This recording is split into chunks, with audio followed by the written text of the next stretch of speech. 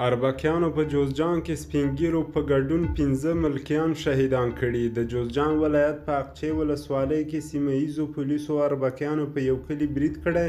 د 3 سپین ږیرو په ګډون 15 تنه ملکیان شهیدان کړي دي. دا پیښه تېره ورځ هغه مهال رامنځته شوه کله چې د مرکز شبرغان اړوند په جرقدوق سیمه کې د سیمه ییزو پولیسو په مشهور قومندان ګرګ لیوه د مین په چاودنه کې ووژل شو.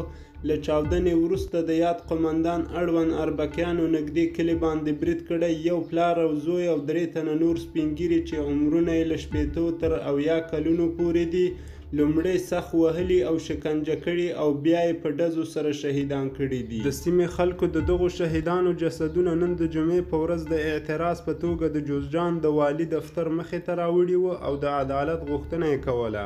دا لومړی ځل نه دی چې دولتي عسکر او ملیشې د خپلو وژل شویو عسکرو او ملیشو غچ له ملکیانو اخلي، بلکې تر دې وړاندې هم د پلازمینې کابل په ګډون ګڼو ولایتو کې دولتي عسکرو او اربکیانو په ملکي خلکو ډزې او هغوی ته یې مرګ ژوبله اړولې ده.